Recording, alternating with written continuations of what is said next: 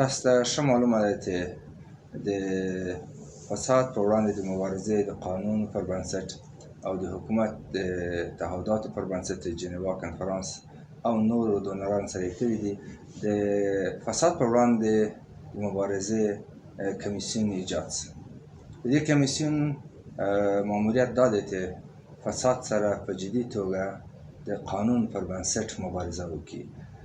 زموږ یو څه تعهدات له نړیوالو سره دا وه چې هغه ادارې چې موازي دي او د قانون پر بنسټ ضرورت شته چې د هغوی ادارې مدغم شي، هغه ادارې مو له کمیسیون سره مدغم کړي او د هغوی ظرفیتونه مو په کمیسیون کې استفاده وکړه. اوس هم استفاده کوو. هغه څلور ادارې وې. یو د بازرس اداره وه، تاسو ته ټوله معلومه ده چې کوم مهم کارونه یې سرته رسول.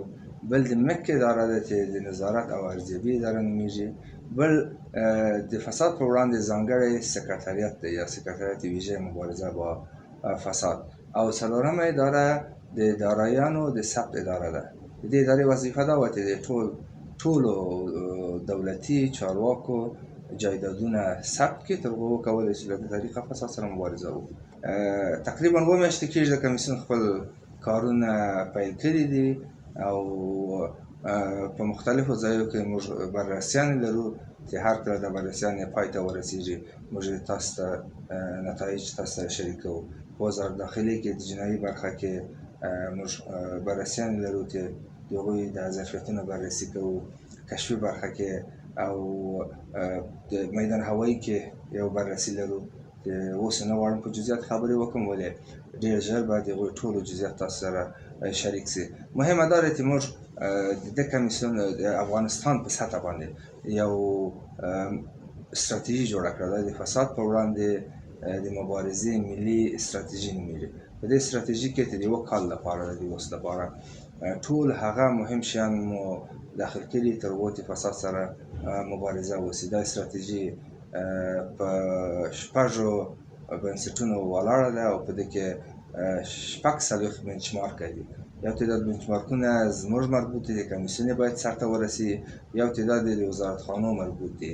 هیله مو له وزارتخانو دا ده چې مخکې له دې نه چې وخت پوره سي دوی دا بنچمارکونه پای ته ورسي او خپل ګزارش کمیسیون ته وړاندې کړي چې کمیسیون بیا خپل لاسته راوړنې او ګزارش ستاسو له طریقه د رسنیو طریقه ولس سره شریک کړي. 2 نور مهم شیان یې تاسو سره غواړم شریک کړم. مخکې ستاسو د رسنیو تحقیق ګزارشونه کله چې خپاره کېدل د خپرېدو په سطحه به پاتې شوه، بیا به یې تعقیبېدل نه. اوس دا کمیسیون مسؤلیت لري او خپل مکلفیت دا بولي چې ستاسو هر تحقیق گزارش تاسو نشروئ هغه دلته وڅېړي، پر هغه باندې کار وکړي او جزئیات له ولس سره شریک کړي. که چېرې هلته کوم جرمي صبغه وه او څوک د مظنون په صفت باندې معرفي شوی او دا ستاسو د گزارش درست دي، بیا موږ بیا د گزارش سموالي ته استوو او هغه کسان چې مظنون دي او مرتکب دي او فساد شوی دی بیا هغوی د محکمې د سموالي له طریقه بیا تحقیق ته راغواړي او بیا عدلي او قضایي پروسه پر دوی باندې تطبیقېږي چې دا یو ډېر نوی شی دی. او هیله مو له تاسو دا ده چې خپل تحقیق گزارشونه نور هم زیات کړئ او زموږ سره شریک کړئ تر هغو په ګډه رسنۍ او د کمیسیون له فساد سره مبارزه وکړي. بله برخه مو چې ډېر مهمه برخه ده، یو قانون توشیح څه چې هغه قانون هغو خلکو ته د فساد په وړاندې اطلاع ورکړي د هغوی په باره کې دی، د هغوی حقوق خوندي ساتي او خاص د هغوی لپاره یو قانون جوړ شوی. یعنې هر څوک چې د فساد په وړاندې کمیسیون سره همکاري کوي، کمیسیون سره اسناد شریک کړي، کمیسیون ته اطلاعات ورکړي، د دوی لپاره یو ځانګړی قانون جوړ شوی دی او دا قانون د هغوی حقوق خوندي کړي.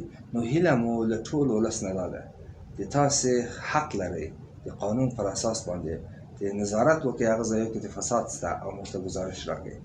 خپل اسناد موږ سره شریک کړئ او هر څه اطلاعات لري موږ سره شریک کړئ چې موږ بیا دا اطلاعات وڅېړو او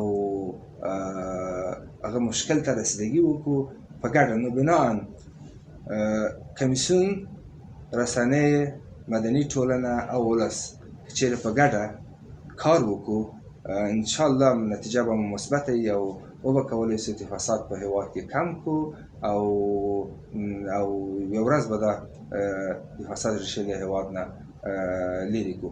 تاسو ته ښه معلوم ده ټول حکومت فاسد نه دی. څو محدوده کسان په حکومت کې فساد کوي، د ټول حکومت او د ټول ملت نوم یې بد کړی دی.